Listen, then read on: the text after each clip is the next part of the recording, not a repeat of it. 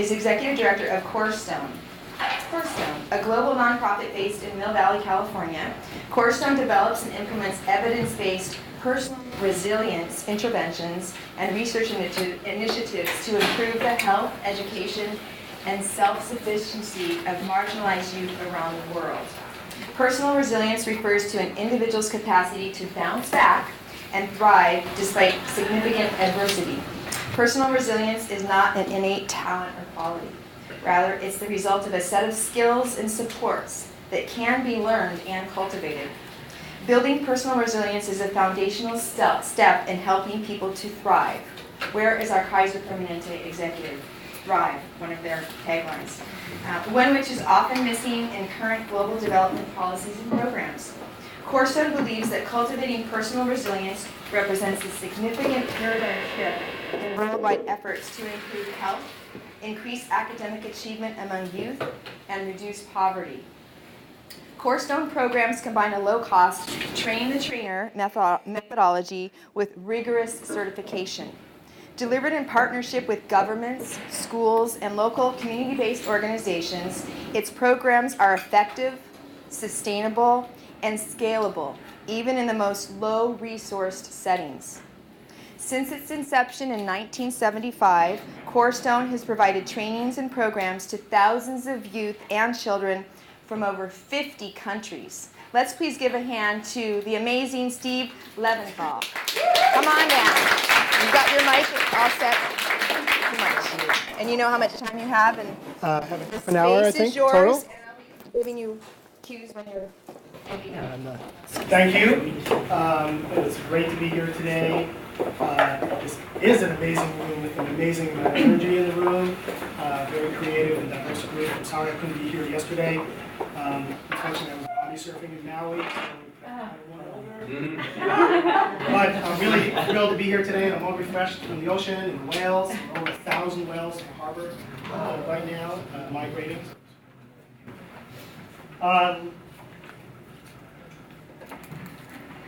It's pretty interesting for me personally to be here giving a talk in Silicon Valley. Perhaps like some of you, though you probably won't admit it, in the 90s I was involved with a number of very forgettable internet startups, chasing the dot-com world. Anybody else here have that experience? Few skeletons in the closet. And then in 2000 I had the rather mundane epiphany that it would be better to be serving others instead of just serving myself. And I moved into international development, and I've been doing this work now for about 15 years.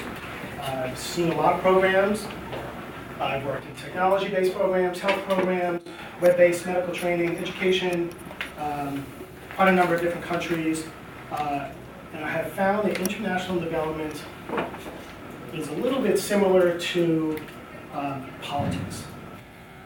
Like great campaign promises and very little follow-through. Or the follow-through that is there is painted in a certain way, or a picture is painted in a certain way to help you to feel good about what you're doing.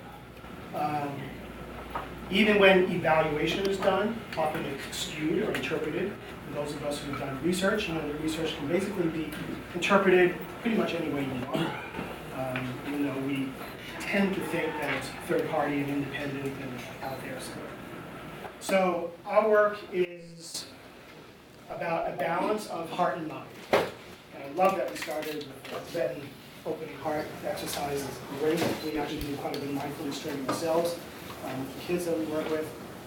So I'm going to take you through, in a very short time, much more than I should in this amount of time, but my hope is to give you a smattering of information and stories and data and ideas and suggestions so that it will stimulate a conversation.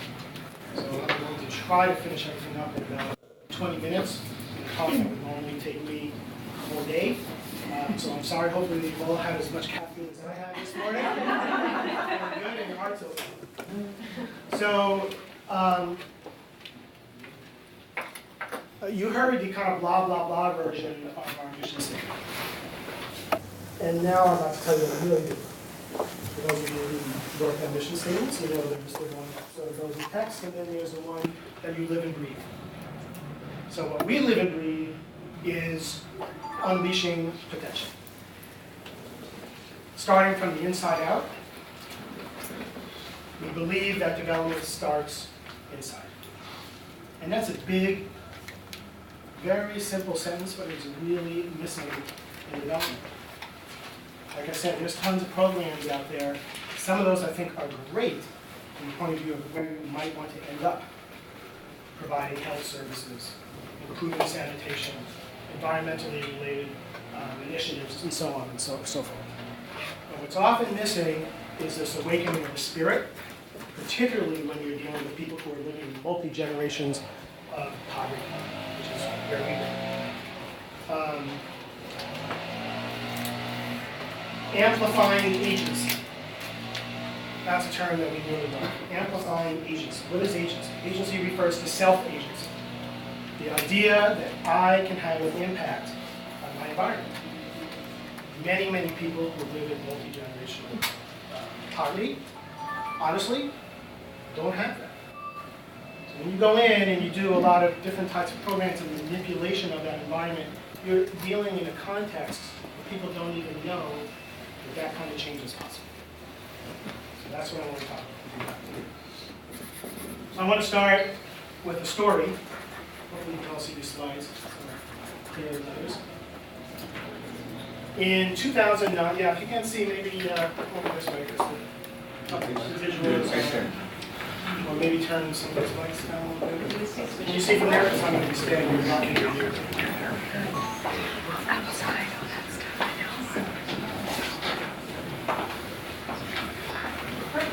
It's okay for your filming? You okay?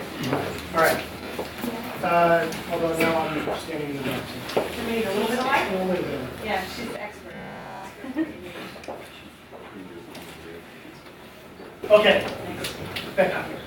Perfect. So in 2009, I was invited to give a resilience training in a slum area called Nizamuddin, which is in Old Dalit. This is an 800-year-old, very conservative Muslim enclave, literally like the medieval ages. And there's a small school there called the Hope Project that runs various programs for families and schools for kids. All of them are the first generation to go to school. Anyway, I was invited to give this training, and it was going to be a very small training for about 6 teachers in the school. Unbeknownst to me, what happened was when word got out that somebody was coming over to do the resilience training, apparently word spread like wildfire. And when I showed up, we actually had close to 60 teachers instead of 6, from 12 schools instead of 1, from 5 different states across the country. We had Hindus, Buddhists, Christians, Muslims, one token Jew from New York. And we had 4 teachers who drove for 3 days in a Jeep from Kashmir. 1/3 of the students in their school are orphans, war orphans, in the conflict between India and Pakistan. It was a very, very diverse group. And it was a phenomenal 5 days training. At the training, there was a guy there named Daniel, who you see here in this blue shirt. Daniel is from another slum area in a city called Surat, which is about 3 hours from Mumbai.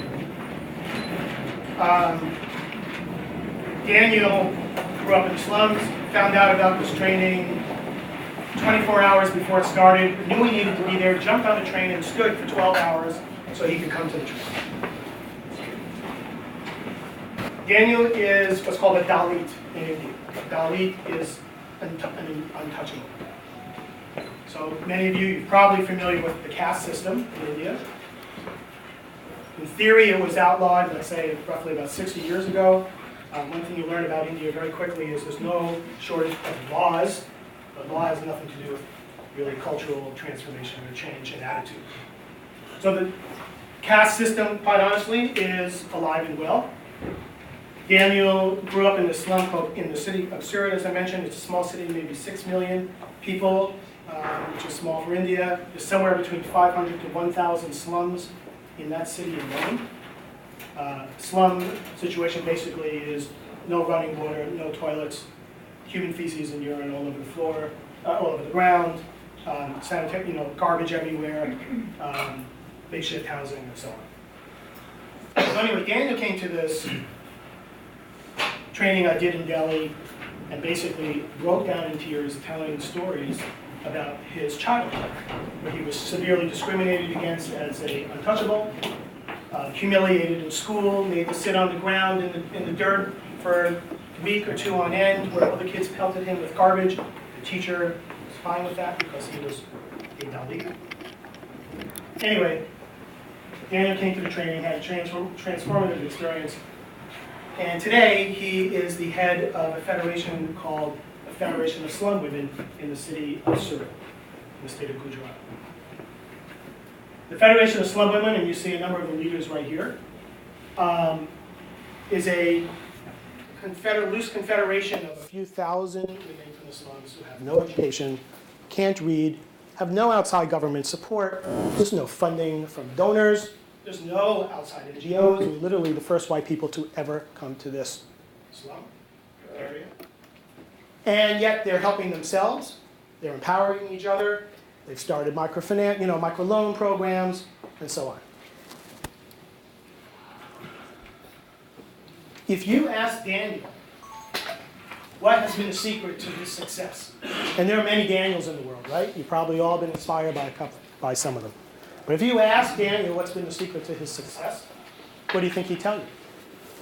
High self-esteem, sense of optimism, persistence, self-agency, the idea and the notion that despite absolutely horrendous conditions and cultivation of an attitude by his society that would make him think that he is completely useless and helpless, despite all of that, he is the reason. All of those attributes that I just mentioned to you, those are the attributes